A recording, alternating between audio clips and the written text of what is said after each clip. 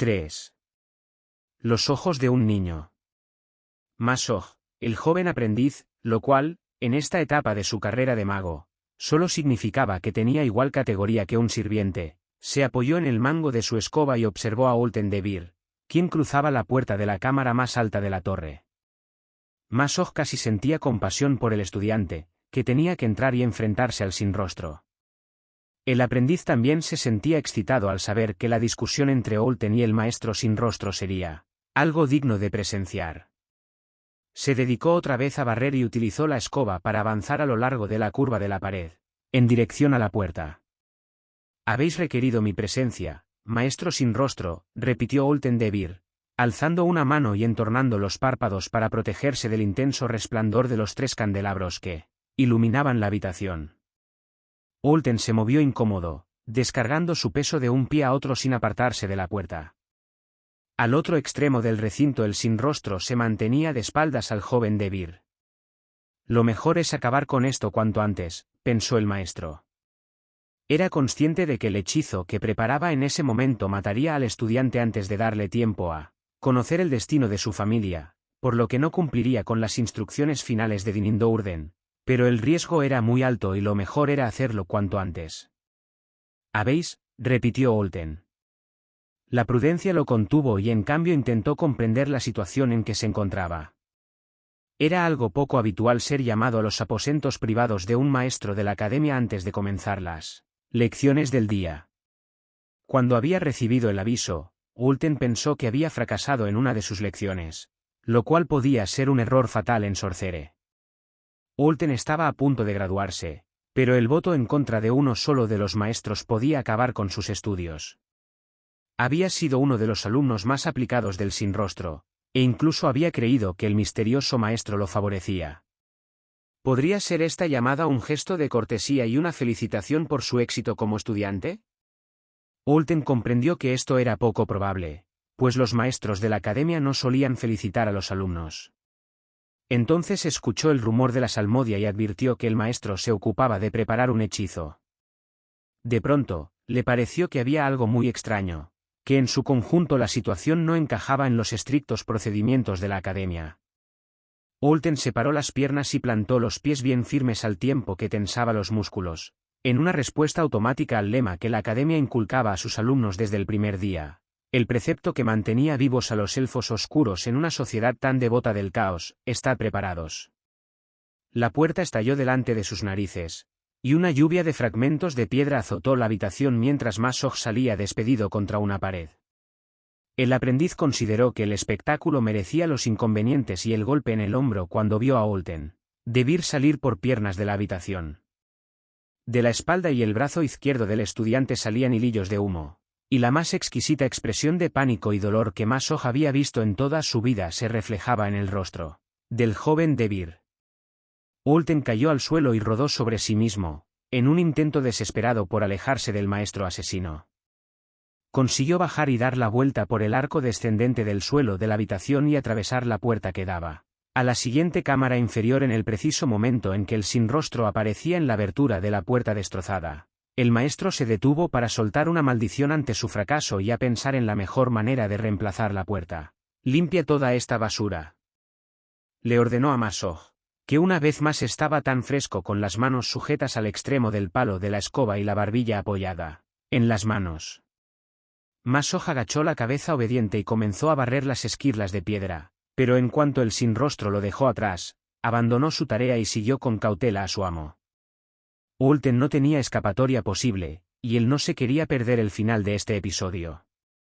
La tercera habitación, la biblioteca privada del sin rostro, era la más iluminada de las 4 que había en la torre, con docenas de velas encendidas en cada una de las paredes. «¡Maldita luz!», exclamó Olten, que, cegado por el resplandor, se abrió paso a tientas hacia la puerta que conducía al vestíbulo de entrada a la residencia del maestro. Si podía llegar hasta allí y salir de la torre para ganar acceso al patio de la academia, quizá consiguiera salir bien librado del aprieto. Olten pertenecía al oscuro mundo de Menzoberranzan, pero el sin rostro, que había pasado tantas décadas a la luz de los candelabros de Sorcere, se había acostumbrado a ver los matices de la luz además de las ondas infrarrojas del calor. El vestíbulo aparecía abarrotado de sillas y cofres e iluminado con una única vela, y por lo tanto Olten podía ver con la claridad suficiente para esquivar o saltar los obstáculos. Corrió hasta la puerta y, sujetando el pesado picaporte, lo hizo girar con facilidad. Sin embargo, cuando tiró para abrir la puerta, la hoja no se movió y una chispa de energía azul lo lanzó contra el suelo. «¡Maldito sea este lugar!», gritó Olten. La puerta tenía un cierre mágico. El estudiante conocía un hechizo para abrir puertas encantadas, aunque dudaba que su magia tuviese el poder suficiente para deshacer el encantamiento de un maestro. Dominado por la prisa y el miedo, las palabras del Duomer pasaron por la mente de Olten en una confusión indescifrable. «No huyas, Debir», vociferó el sin rostro desde la otra habitación. «Solo conseguirás prolongar tu tormento». «Maldito seas tú también», replicó Olten en un murmullo. Se despreocupó del encantamiento, porque no tendría tiempo de ponerlo en práctica. En cambio, examinó el cuarto en busca de alguna otra salida. Descubrió algo fuera de lo corriente a media altura de una de las paredes laterales, en el espacio entre dos grandes armarios, y retrocedió unos pasos para poder ver mejor, pero se encontró dentro de la zona iluminada por la vela, en el campo donde sus ojos percibían al mismo tiempo las ondas de luz y de calor. Solo podía ver que esta sección de la pared presentaba un resplandor uniforme en el espectro infrarrojo y que su tono tenía un matiz distinto del de las piedras de las paredes. ¿Otra puerta? Olten únicamente podía confiar en que su suposición fuese la correcta. Corrió hasta el centro de la habitación para situarse delante mismo del objeto, y forzó el cambio de la visión infrarroja al del mundo de la luz. A medida que sus ojos se acomodaban al cambio, lo que pudo ver sorprendió y desconcertó al joven Debir. No vio otra puerta, ni una abertura a otro cuarto al otro lado. Lo que tenía delante era un reflejo de sí mismo, y una parte de la habitación donde se encontraba. En sus 55 años de vida, Olten nunca había visto nada igual, aunque había oído hablar de estos artefactos a los maestros de Sorcere. Los llamaban espejos. Un movimiento en la puerta superior de la habitación recordó a Olten que el sin rostro estaba a unos pasos de distancia. No podía perder más tiempo en estudiar sus opciones. Agachó la cabeza y cargó contra el espejo. Quizá se trataba de un portal de teletransporte a otro sector de la ciudad, o de una puerta a otra habitación. Tal vez, se atrevió a pensar Olten en aquellos segundos de desesperación, era una abertura de comunicación entre planos que lo llevaría a un plano nuevo y desconocido. Sintió el cosquilleo excitante de la aventura mientras se acercaba al objeto maravilloso. Después, notó solo el impacto, el ruido del cristal que se rompía, y la dureza de la pared de piedra detrás de aquella cosa. A fin de cuentas, quizás solo era un espejo. «Mira sus ojos», le susurró Vierna a Maya mientras las dos mujeres observaban al nuevo miembro de la casa Dourden. Efectivamente, los ojos del bebé eran dignos de comentar. A pesar de que había transcurrido menos de una hora desde el nacimiento, las pupilas se movían de un lugar a otro atentas a todo. Si bien mostraban el resplandor típico de los ojos capaces de ver en el espectro infrarrojo, el rojo habitual aparecía teñido con una pizca de azul, con lo cual tenían un tono lila. «¿Será ciego?», preguntó Maya. «Después de todo, quizá lo acabe sacrificando a la reina araña». Inquieta, Briza volvió a observar los ojos de su hermano. Los elfos oscuros sacrificaban a los niños con defectos físicos. «No es ciego», contestó Vierna, que pasó una mano por delante del rostro del pequeño y dirigió una mirada de furia a sus hermanas. «Sigue el movimiento de mis dedos». Maya vio que Vierna decía la verdad. Se acercó un poco más al bebé y observó su rostro y sus extraños ojos. «¿Qué es lo que ves, Drizzt Dourden?», preguntó en voz baja, no por delicadeza hacia el recién nacido, sino para no molestar a su madre, que descansaba en una silla colocada junto al ídolo araña. «¿Qué puedes ver que nosotras no veamos?». Los cristales se aplastaron con el peso de Olten, y le produjeron profundos cortes cuando movió el cuerpo en un esfuerzo por ponerse de pie. «¿Para qué?», pensó. Escuchó el gemido del sin rostro al ver su espejo destrozado y miró en dirección a la voz. El hechicero estaba casi encima de él. Al joven Debir le pareció estar a los pies de un gigante, Un ser enorme y poderoso que tapaba la luz de la vela en el pequeño espacio entre los dos armarios, con su cuerpo aumentado 10 veces a los ojos de la víctima inerme por lo que representaba su presencia. Olten notó que una sustancia pegajosa caía sobre él, una especie de telaraña que se enganchaba en los armarios, en la pared y en su cuerpo. El muchacho intentó levantarse, escapar como fuera, pero el hechizo del sin rostro ya lo tenía bien sujeto, atrapado como una mosca en la red de una araña. Primero mi puerta, exclamó el sin rostro, y ahora esto, mi espejo. ¿Tienes idea de lo que me costó conseguir un objeto tan precioso? Olten movió la cabeza de un lado a otro, no como respuesta, sino con la intención de conseguir al menos librar su cara de la sustancia pegajosa. ¿Por qué no te quedas quieto de una vez y dejas que acabe con todo esto sin más inconvenientes? Vociferó el sin rostro, profundamente disgustado. ¿Por qué? Preguntó Olten, que antes de hablar escupió la sustancia pegada a sus labios. ¿Por qué queréis matarme? ¿Por qué has roto mi espejo? Contestó el sin rostro. Desde luego, su respuesta no tenía sentido, el espejo había sido roto después del primer ataque, pero para el maestro, pensó Olten, no era necesario que lo tuviese. Olten sabía que su causa estaba perdida, pero aún así continuó con sus esfuerzos para disuadir a su oponente. Conocéis muy bien la posición de mi casa, la casa de Vir, afirmó indignado. Es la cuarta de la ciudad. Provocaréis la ira de la matrona Ginafae. Una gran sacerdotisa dispone de medios para averiguar la verdad en casos como este. ¿La casa de Vir? El sin rostro soltó una carcajada. Quizás se imponía aplicar los tormentos solicitados por Dinindourden. Después de todo, Olten había destrozado su espejo. Sí, la cuarta casa. Repitió Olten. Jovenzuelo estúpido, se burló el sin rostro.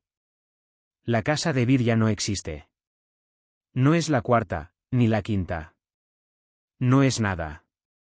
Olten aflojó los músculos, aunque la telaraña hizo todo lo posible por mantener su cuerpo erguido. ¿De qué hablaba el maestro? Están todos muertos, añadió el sin rostro.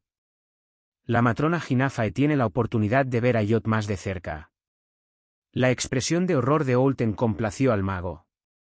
Todos muertos, repitió, ufano. Excepto el pobre Olten, que vive para enterarse de la desgracia de su familia. Un error que remediaremos ahora mismo. El sin rostro levantó las manos para lanzar un hechizo mortal. ¿Quién? Gritó Olten. El sin rostro hizo una pausa, desconcertado por la pregunta. ¿Qué casa es la responsable? Inquirió el estudiante, con más claridad. O mejor dicho, ¿cuáles son las casas que conspiraron para destruir a los de Vir? Ah, tendrías que saberlo, respondió el sin rostro, que disfrutaba con el sufrimiento del joven. Supongo que tienes derecho a saber la verdad antes de que te reúnas con los tuyos en el reino de los muertos. Una sonrisa apareció en el agujero donde habían estado sus labios. Pero has roto mi espejo. Bramó el maestro.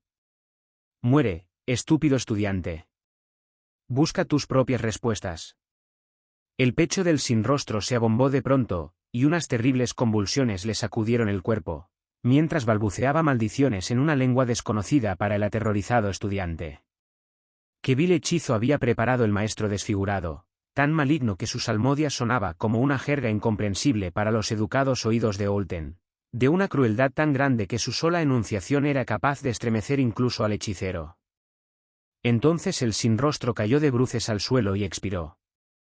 Asombrado, Olten siguió la línea trazada por la capucha del maestro a lo largo de la espalda y descubrió el extremo, emplumado de un dardo.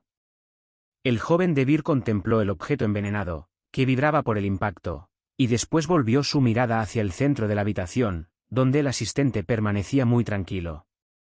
Un arma muy bonita, sin rostro, comentó Masoj, mientras tensaba la cuerda de una pequeña ballesta de mano. Obsequió a de Vir con una sonrisa pérfida y colocó otro dardo. La matrona Malicia apoyó las manos en los brazos de su silla y con un tremendo esfuerzo de voluntad se puso de pie. «Salid del paso», les ordenó a sus hijas. Maya y Vierna se apartaron de inmediato del ídolo araña y del bebé. Mira sus ojos, madre matrona, se atrevió a decir Vierna. Son muy extraños. La matrona Malicia observó al niño. Todo parecía normal, y se sintió complacida, ahora que Nalfein, el hijo mayor de la casa Dourden, había muerto. Este niño, Drist, tendría que esforzarse mucho para reemplazar al hijo perdido. Sus ojos, repitió Vierna. La matrona le dirigió una mirada maligna pero se inclinó sobre el niño para ver a qué venía tanto escándalo. Lila, exclamó Malicia, sorprendida. Nunca había escuchado mencionar nada parecido. No es ciego, se apresuró a señalar Maya, al ver la expresión de desdén en el rostro de su madre. Traed la vela, ordenó la matrona Malicia. Veamos qué aspecto tienen estos ojos en el mundo de la luz. Maya y Vierna se dirigieron al armario sagrado, pero Briza se interpuso en su camino. Solo una gran sacerdotisa puede tocar los objetos consagrados, les recordó en un tono cargado de amenaza. Con gesto altanero, dio media vuelta, abrió el armario, y sacó el cabo de una vela roja.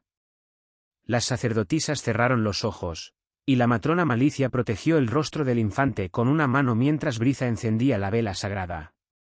La llama era muy pequeña, pero para los ojos de los Draus tenía una potencia extraordinaria. Tráela, dijo Malicia en cuanto sus ojos se acomodaron a la intensidad de la luz. Briza acercó la vela al rostro de Drist, y Malicia apartó la mano poco a poco. No llora, comentó Briza, asombrada al ver que el bebé podía tolerar el aguijón de la luz sin problemas. Lila también, susurró la matrona, sin prestar atención a los comentarios de su hija. Los ojos son lila en los dos mundos. Vierna soltó una exclamación cuando miró a su hermano pequeño y sus extraños ojos lila.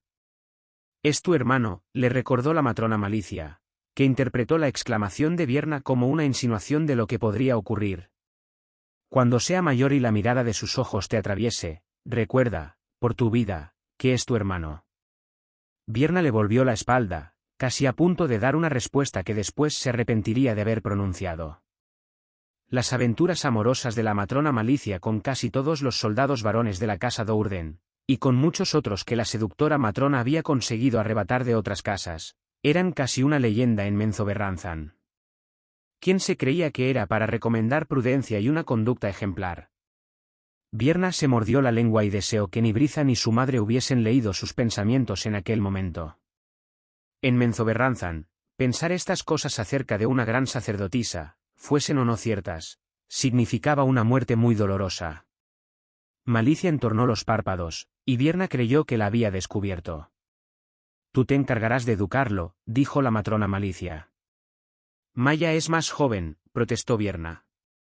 Podría convertirme en gran sacerdotisa dentro de unos pocos años si dispongo del tiempo suficiente para mis estudios. O quizá nunca, le recordó Malicia, severa. Lleva al niño a la capilla. Enséñale las palabras y ocúpate de que aprenda todo lo que necesita para servir correctamente como príncipe de la casa Dourden. Yo podría ocuparme de su educación, ofreció Briza, que, en un gesto inconsciente, acercó la mano a su látigo de serpientes. Me encanta enseñar a los varones su lugar en nuestro mundo. Eres una gran sacerdotisa, replicó Malicia, con una mirada furiosa. Tienes otras tareas más importantes que la de enseñar a hablar a un niño. Después volvió su atención otra vez a Vierna. El bebé es tuyo, no me decepciones. Las lecciones que impartirás a Drist reforzarán tus conocimientos sobre nuestros preceptos. El ejercicio de la maternidad te ayudará en tus esfuerzos por convertirte en gran sacerdotisa. Malicia hizo una pausa para que Vierna considerara el encargo desde un punto de vista más positivo, y a continuación volvió a utilizar un tono de amenaza. Quizá te pueda ayudar, pero ten presente que también puede destruirte. Vierna suspiró sin dejar traslucir sus pensamientos. La tarea que la matrona Malicia había descargado sobre sus hombros consumiría todo su tiempo al menos durante 10 años, y la perspectiva de tener que pasar toda una década junto al niño de ojos lila no le resultaba nada grata. Sin embargo, la alternativa de enfrentarse a la cólera de la matrona Malicia Dourden era mucho peor. No eres más que un chico, un aprendiz, tartamudeó Olten, tras escupir otro trozo de baba pegajosa. ¿Qué interés tenías? ¿En matarlo? Masoj acabó la pregunta por él. Desde luego, no para salvarte la vida, si es lo que crees. Lanzó un escupitajo contra el cadáver del sin rostro. Mírame, un príncipe de la sexta casa, convertido en sirviente de este asqueroso. Junetete, lo interrumpió Olten. La Junetete es la casa sexta. El Drau más joven se llevó un dedo a los labios fruncidos, y de pronto una sonrisa le iluminó el rostro, una cruel sonrisa sarcástica. Supongo que ahora somos la casa quinta, comentó, a la vista de que los de Vir han sido eliminados. Todavía no. Gruñó Olten. Solo de momento, le aseguró Masoj, con el dedo en el gatillo de la ballesta. Olten se hundió más en la red. Morir a manos de un maestro ya era bastante malo, pero la indignidad de ser asaeteado por un chico. Quizá tendría que darte las gracias, añadió Masoj. Había planeado su muerte desde hace semanas. ¿Por qué? Le preguntó Olten a su nuevo enemigo. ¿Te has atrevido a asesinar a un maestro de sorceres solo porque tu familia te entregó a él como sirviente? Lo he matado porque me humillaba. Gritó Masoj. Durante 4 años he trabajado como un esclavo para él, para este montón de inmundicia. He limpiado sus botas. He preparado ungüentos para la masa repugnante que tenía por cara. ¿Alguna vez fue suficiente? No para él. Volvió a escupir al cadáver y prosiguió con su monólogo dedicado más a sí mismo que al estudiante prisionero. Los nobles que aspiran a convertirse en magos tienen la ventaja de poder pasar una temporada como aprendices, antes de alcanzar la edad necesaria para el ingreso en Sorcere. Desde luego, intervino Olten. Yo mismo fui aprendiz con. Tenía la intención de no dejarme ingresar en Sorcere. Exclamó Masoj, sin hacer caso de Olten. Pretendía forzarme a entrar en Melee Magtere, la escuela de los guerreros. Dentro de 2 semanas cumpliré 25 años. Masoj hizo una pausa, como si de pronto hubiese recordado que había alguien más en la habitación. No tenía más opción que matarlo, añadió, esta vez dirigiéndose a Olten. Entonces apareciste tú y no pude dejar pasar la oportunidad. Un estudiante y un maestro que se matan el uno al otro en una pelea. No es la primera vez que sucede. ¿Quién podría preguntar nada? Por lo tanto, pienso que debo darte las gracias, Olten de Vir de ninguna casa digna de mención. Masoj le dedicó un remedo de reverencia, antes de que te mate, quiero decir. Espera. Gritó Olten. ¿Qué esperas conseguir con mi muerte? Una coartada. Pero si ya tienes una coartada. Y entre los dos podemos mejorarla, propuso de Vir. Explícate, dijo Masoj, que, en realidad, no tenía ninguna prisa. El sin rostro había sido un gran hechicero, por lo que la red mágica tardaría mucho en desaparecer. Suéltame, rogó Olten, ansioso. ¿Es que de verdad eres tan estúpido como decía el sin rostro? Olten aceptó el insulto sin protestar, después de todo, el muchacho tenía la ballesta. Suéltame para que pueda asumir la identidad del sin rostro, explicó. La muerte de un maestro despertaría sospechas, pero si no hay ningún maestro muerto. ¿Y qué hacemos con este? Preguntó Masoj, que acompañó sus palabras con un puntapié al cadáver. Quémalo, respondió Olten, entusiasmado con su plan. Deja que Olten de Vir se convierta en el maestro. La casa de Vir ya no existe. No habrá preguntas, ni represalias. Masoj mostró una expresión escéptica. El sin rostro era prácticamente un ermitaño, agregó Olten. Y yo estoy muy cerca de la graduación.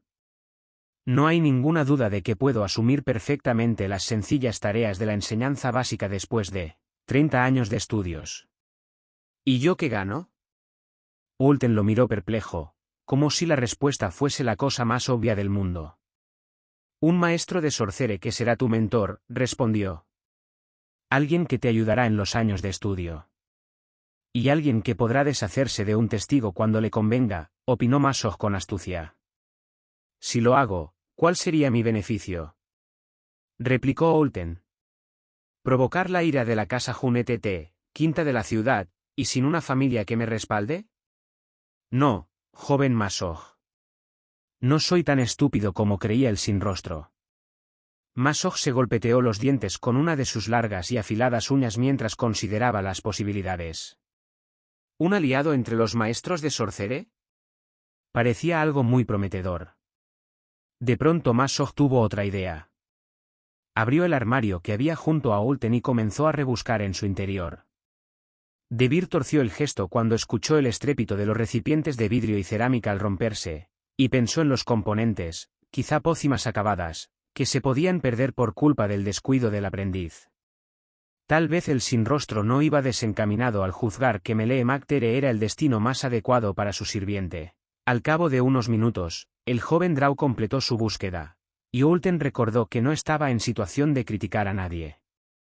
Esto es mío, afirmó Masoj, que mostró a Debir un pequeño objeto negro, una figurilla de ónice que reproducía con mucho detalle el cuerpo de una pantera. Es un regalo de un ser de los planos inferiores en agradecimiento por un favor que le hice. ¿Ayudaste a una de aquellas criaturas? Olten no pudo evitar la pregunta, porque le resultaba difícil aceptar que un vulgar aprendiz tuviese los recursos necesarios siquiera para sobrevivir a un encuentro con un enemigo tan poderoso e imprevisible. El sin rostro, Masoj descargó otro puntapié contra el cadáver, se quedó con el mérito y la estatuilla, pero son míos. Todo lo demás que hay aquí será tuyo, desde luego. Sé para qué sirven la mayoría de los Dwomers y te enseñaré qué es cada cosa. Entusiasmado por la perspectiva de que acabaría por salir bien librado del terrible aprieto, Olten no hizo mucho caso de la estatuilla. Solo le interesaba verse libre cuanto antes de la telaraña para poder averiguar la verdad acerca del destino de su casa. Entonces Masoj, siempre tan desconcertante, le dio la espalda dispuesto a salir del cuarto. ¿A dónde vas?, inquirió Olten. A buscar el ácido. ¿Ácido?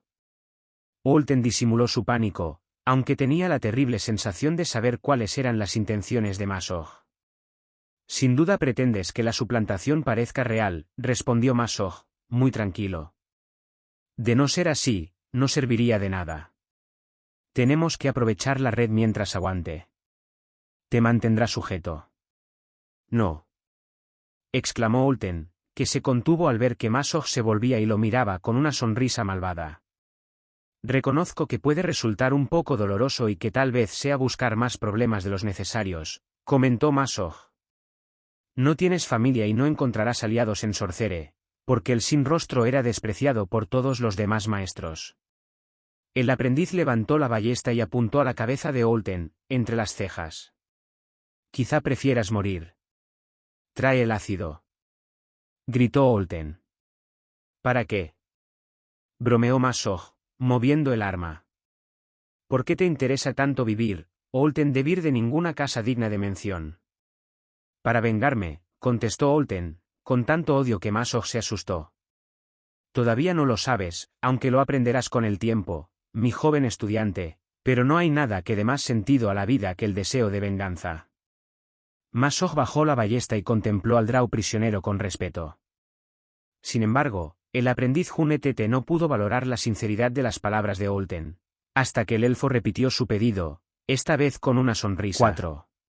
Trae el ácido, la casa primera, dijo Olten Debir. 4 ciclos de Narbondel, 4 días, más tarde. Un resplandeciente disco azul flotó por encima del sendero de piedra flanqueado por setas gigantes hasta llegar al portal cubierto con arañas cinceladas de la casa Dourden. Desde las ventanas de las 2 torres exteriores y el patio, los centinelas observaron el objeto que flotaba a 1 metro del suelo. La familia de la casa fue informada inmediatamente de la presencia del disco. ¿Qué puede ser?, le preguntó Briza a Zaknafein cuando ella, el maestro de armas, Dinin y Maya se reunieron en el balcón del nivel superior. Tal vez un mensajero, propuso Zack. Tenemos que averiguar qué es. Zack saltó la balaustrada y levitó hasta el patio. Briza le hizo una señal a Maya, y la hija menor de los Dourden siguió a Zack. Lleva el sello de la casa Baenre, gritó Zack en cuanto estuvo un poco más cerca del objeto.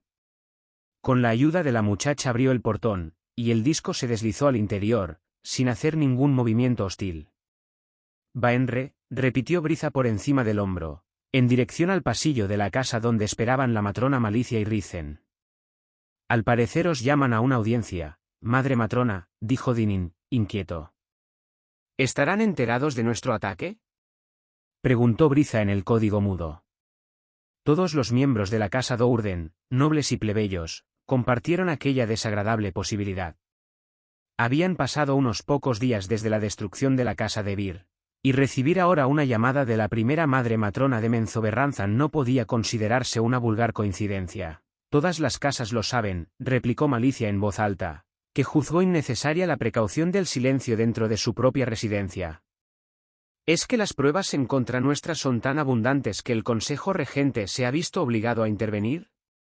Dirigió una mirada a Briza, con sus oscuros ojos que alternaban entre el resplandor rojizo de la infravisión y el verde profundo que mostraban, a la luz normal. Esta es la pregunta que debemos formular. Malicia salió al balcón, pero Briza la sujetó por la espalda de su pesada capa negra para retenerla. No pensarás ir con esa cosa, ¿verdad? Preguntó Briza. La respuesta de su madre la desconcertó todavía más. Desde luego, contestó Malicia. La matrona Baenre no me invitaría públicamente si tuviese la intención de hacerme daño. Ni siquiera ella tiene tanto poder como para no hacer caso a las normas de la ciudad. ¿De verdad crees que no corres ningún peligro?, inquirió Ricen, muy preocupado. Si mataban a Malicia, Briza asumiría el mando de la casa, y Ricen dudaba que la hija mayor quisiera tener algún varón a su lado. Aun en el caso de que la malvada hembra deseara tener un patrón, Ricen sabía que no sería él. Tampoco era el padre de Briza, incluso era menor que ella, y resultaba evidente que su futuro dependía de la buena salud de la matrona Malicia. Tu preocupación me halaga, respondió Malicia, consciente de los auténticos temores de su marido. Apartó la mano de Briza y saltó al vacío. Mientras descendía lentamente aprovechó para arreglar sus prendas. Briza sacudió la cabeza en un gesto desdeñoso y le indicó a Ricen que la siguiera al interior de la casa. Le pareció poco prudente que el resto de la familia permaneciera a la vista de cualquier posible enemigo. ¿Quieres una escolta?, preguntó Zack cuando Malicia se sentó en el disco. Estoy segura de que encontraré una tan pronto como cruce las verjas de nuestra casa, contestó Malicia. La matrona Baenre no correría el riesgo de exponerme a ningún peligro mientras sea su invitada. De acuerdo, dijo Zack. Pero, ¿quieres una escolta de la casa Dourden? Si fuera necesaria, habrían enviado 2 discos, afirmó Malicia, con un tono que no admitía réplicas. Estaba un poco harta de tantas muestras de preocupación por su seguridad. Después de todo, era la madre matrona, la más fuerte, la mayor y la más sabia, y no le gustaba que los demás discutieran sus decisiones. Ordenó al disco, ejecuta tu tarea, y acabemos de una vez con esto. Zack casi soltó una carcajada al escuchar las palabras de Malicia. Matrona Malicia Dourden, dijo una voz mágica procedente del disco. La matrona Baenre te presenta sus respetos. Ha pasado mucho tiempo desde vuestra última audiencia. Nunca, le transmitió Malicia a Zack, y en voz más alta dijo, llévame a la casa Baenre. No quiero desperdiciar mi tiempo en conversaciones con una boca mágica. Al parecer, la matrona Baenre había previsto la impaciencia de Malicia, porque, sin más palabras, el disco se puso en marcha y abandonó la residencia Dourden. Zack cerró el portón y a toda prisa ordenó a sus soldados que entraran en acción. Malicia no quería una escolta pública, pero la red de espías de los Dourden mantendría vigilado el disco de los Baenre hasta la entrada en la enorme residencia de la casa regente. La suposición de Malicia acerca de la escolta resultó correcta. En cuanto el disco dejó el camino de entrada a la casa Dourden, 20 soldados de la casa Baenre, todos mujeres, salieron de sus escondites a los lados de la avenida y formaron un rombo defensivo alrededor de la invitada. Las guardias situadas en las puntas del rombo vestían capas negras con el blasón de la araña bordada en rojo y violeta a la espalda, la túnica de las sumas sacerdotisas. Las hijas de Baenre, murmuró Malicia, porque solo las hijas de un noble podían ostentar este rango. Cuántas molestias se había tomado la primera madre matrona para asegurar la protección de Malicia. Los esclavos y draus plebeyos corrían para alejarse de la comitiva a medida que el grupo avanzaba por las calles sinuosas en dirección al huerto de setas gigantes. Solo los soldados de la casa Baenre podían llevar la insignia de la casa a la vista, y nadie tenía la intención de provocar la ira de la matrona Baenre. Malicia no salía de su asombro y únicamente deseaba poder llegar algún día a disfrutar de semejante poder. Al cabo de unos minutos tuvo ocasión de quedarse boquiabierta cuando se encontró delante de su lugar de destino.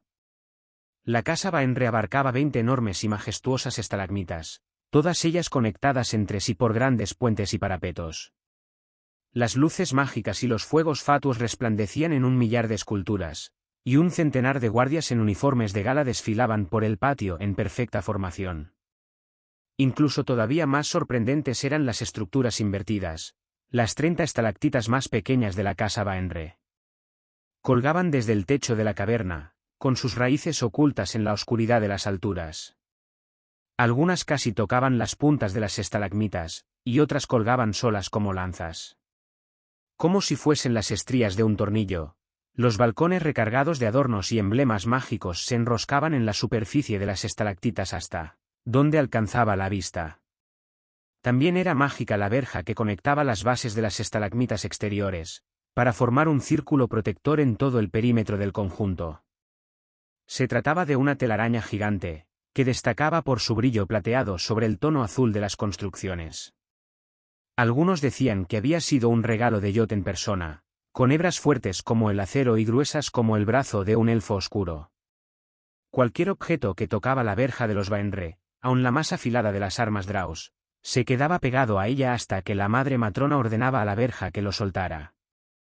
Malicia y su escolta avanzaron en línea recta hacia una sección simétrica y circular de la verja, entre las más altas de las torres exteriores.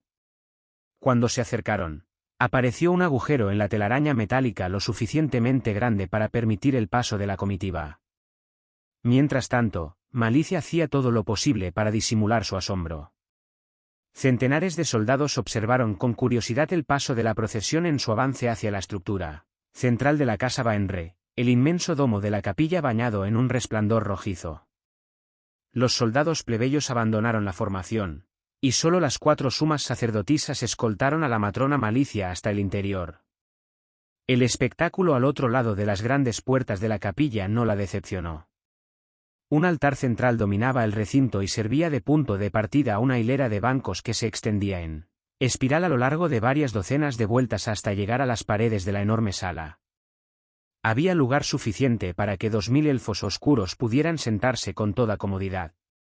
Por todas partes se veían estatuas e ídolos, que brillaban con una suave luz negra. En las alturas, por encima del altar, resplandecía una imagen gigantesca, una ilusión óptica en rojo y negro que se alternaba en la representación de una araña y de una hermosa Drau. «Es obra de Gomp, mi hechicero principal», comentó la matrona Baenre desde su asiento en el altar, segura de que Malicia, como todos los demás que visitaban la capilla Baenre, estaba impresionada por el espectáculo. «Hasta los hechiceros tienen su lugar». «Siempre que no olviden cuál es», replicó Malicia, mientras se apeaba del disco. «Así es», dijo la matrona Baenre. «Hay ocasiones en que los varones se muestran tan presuntuosos, especialmente los hechiceros. De todos modos, desearía poder tener a Gomp a mi lado con más frecuencia en estos días. Lo han nombrado archimago de Menzoberranzan y cuando no está ocupado con Narbondel siempre tiene que atender algún otro asunto». Malicia sintió en silencio. Desde luego, sabía que el hijo de la matrona Baenre tenía el cargo de archimago. No era un secreto. Y también todos sabían que Triel, la hija de Baenre, era la matrona dama de la academia, una posición de honor en Menzoberranzan, que seguía en rango al título de madre matrona de una familia. Malicia estaba segura de que la matrona Baenre mencionaría el hecho a la primera oportunidad. Antes de que Malicia pudiese dar un paso hacia la escalera del altar, una nueva escolta surgió de las sombras. Malicia frunció el entrecejo al ver aquella cosa, una criatura conocida como un Illita, un desollador mental. Medía casi 1,80 m de estatura y superaba en unos 30 centímetros a Malicia. La diferencia era el resultado de la enorme cabeza de la criatura. Cubierta de babas y con los ojos lechosos carentes de pupilas, La cabeza se parecía a la de un pulpo. Malicia recuperó la compostura. Los desolladores mentales no eran desconocidos en Menzoberranzan, y los rumores decían que uno de ellos había trabado amistad con la matrona Baenre. En cualquier caso, estas criaturas, más inteligentes y crueles que los mismos Draus, casi siempre inspiraban repulsión. Podéis llamarlo Methil, dijo la matrona Baenre. Soy incapaz de pronunciar su verdadero nombre. Es un amigo. Antes de que Malicia pudiese responder, Baenre añadió, desde luego, es cierto que Methil me da ventajas en nuestras discusiones, y que no estáis acostumbrada a los sillitas. Entonces, al ver que Malicia la miraba boquiabierta, la matrona Baenre despidió a Lillita. Habéis leído mis pensamientos, protestó Malicia. Había muy pocos capaces de penetrar las barreras mentales de una gran sacerdotisa lo suficiente como para leer sus pensamientos, y esta práctica era considerada por la sociedad Drau como uno de los crímenes más graves. No. Exclamó la matrona Baenre, a la defensiva. Os pido perdón, matrona Malicia. Methil lee los pensamientos, incluso los pensamientos de una gran sacerdotisa, con la misma facilidad que nosotros escuchamos las palabras. Se comunica telepáticamente. Os doy mi palabra de que ni siquiera me di cuenta de que no habíais dicho nada. Malicia esperó a que la criatura saliera de la capilla, y después subió la escalera del altar. A pesar de sus esfuerzos, no pudo evitar que su mirada se dirigiera de vez en cuando a la imagen que cambiaba de araña a Drau y viceversa. ¿Cómo están las cosas en la casa Dourden?, preguntó la matrona Baenre, con una cortesía fingida. Muy bien, contestó Malicia, mucho más interesada en estudiar a su oponente que en la conversación. Se encontraban solas en lo alto del altar, aunque sin duda una docena o más de sacerdotisas rondaban entre las sombras de la enorme sala, atentas a cualquier movimiento de la invitada. Malicia ya tenía bastante con ocultar su desprecio hacia la matrona Baenre. Malicia era vieja, tenía casi 500 años, pero la matrona Baenre era una anciana. Según algunos, sus ojos habían visto el paso de milenios, aunque los Draus pocas veces superaban el 7º siglo de vida, y jamás el 8º. A diferencia de los demás Draus, que por lo general no demostraban su edad, Malicia era ahora tan ágil y hermosa como cuando tenía 100 años. La matrona Baenre tenía un aspecto frágil y cansado. Las arrugas alrededor de su boca parecían una telaraña, y apenas si podía mantener abiertos los párpados. La matrona Baenre tendría que estar muerta, pensó Malicia. Pero todavía vive. La matrona Baenre, a pesar de su dilatada edad, estaba embarazada, y solo faltaban unas pocas semanas para que diera a luz. También en este aspecto, la matrona Baenre desafiaba las normas de los elfos oscuros. Había tenido 20 hijos, el doble de lo habitual en Menzoberranzan, y 15 habían sido mujeres, todas ellas grandes sacerdotisas. 10 de los hijos de Baenre eran más viejos que Malicia. ¿Cuántos soldados tenéis ahora a vuestras órdenes?, preguntó la matrona Baenre, que se inclinó para demostrar su interés. 300, contestó Malicia. Ah, murmuró la anciana Drau, llevándose un dedo a los labios. Me habían dicho que sumaban 350. Malicia no pudo evitar torcer el gesto. Baenre se burlaba de ella al hacer referencia a los soldados que la casa Dourden había tomado a su servicio en el asalto a la casa de Vir. 300, repitió Malicia. Desde luego, dijo Baenre, con la espalda apoyada otra vez en el respaldo de su asiento. ¿La casa Baenre conserva sus 1000? Inquirió Malicia, solo para mantener la discusión en el mismo nivel. Ha sido nuestro número desde hace muchos años. Malicia se preguntó una vez más por qué esta vieja decrépita seguía viva. Sin duda más de una de las hijas de Baenre aspiraba a la posición de madre matrona. ¿Por qué no habían conspirado para quitarla de en medio? Porque ninguna de ellas, en particular aquellas en las últimas etapas de su vida, había creado su propia casa, como marcaba la costumbre para las hijas nobles cuando tenían más de 500 años. Mientras vivieran sometidas a la matrona Baenre, sus hijos ni siquiera serían considerados nobles y estarían relegados a las filas de los plebeyos. ¿Habéis oído hablar del destino de la casa de Vir?, preguntó la matrona Baenre, que decidió ir al grano, aburrida de los titubeos de su invitada. ¿Qué casa?, replicó Malicia, con toda intención. En ese momento no había ya en Menzoberranzan ninguna casa con dicho nombre. Para los Draus era como si la casa de Vir nunca hubiese existido. Disculpadme, dijo la matrona Baenre, con una risita. Ahora sois la madre matrona de la casa novena. Es un gran honor. Pero no tan grande como ser madre matrona de la casa octava, contestó Malicia.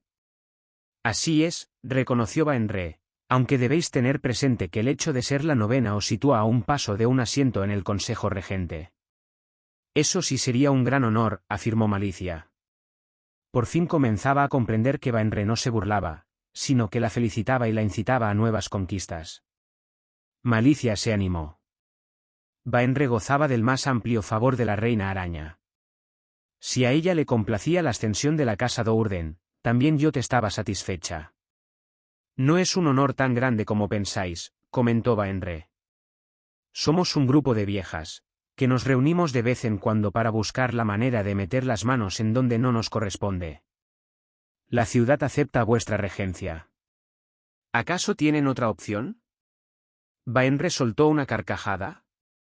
De todos modos, es mejor dejar el manejo de los asuntos Draus en manos de las madres matronas de las casas individuales. Yo no aceptaría un consejo regente que ejerciera un poder de tipo absoluto. ¿Creéis que la casa Baenre no habría conquistado todo Menzoberranzan hace muchos años si esa hubiese sido la voluntad de la reina araña? Malicia se acomodó orgullosa en su silla, asombrada por la arrogancia de aquellas palabras. No ahora, desde luego, añadió la matrona Baenre. La ciudad es demasiado grande para desarrollar una acción semejante. Pero hace muchos años, antes de vuestro nacimiento, la casa Baenre no hubiese tenido dificultades para conseguir la conquista. Pero esta no es nuestra forma de actuar. Yo te estimula la diversidad. Le complace que las casas se equilibren entre sí, dispuestas a luchar unidas ante un peligro común. La anciana hizo una pausa y dejó que una sonrisa apareciera en su rostro. Y siempre atentas a golpear a cualquiera que ha perdido su favor.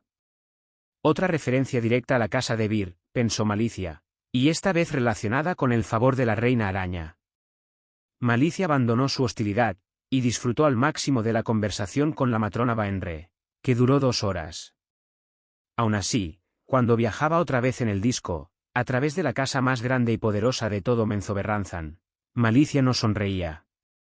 Enfrentada a esta manifiesta demostración de fuerza, no podía olvidar que la invitación de la madre Baenre había servido para 2 cosas, para felicitarla de una forma indirecta por la perfección de su golpe, y para recordarle con toda claridad que no debía ser demasiado ambiciosa.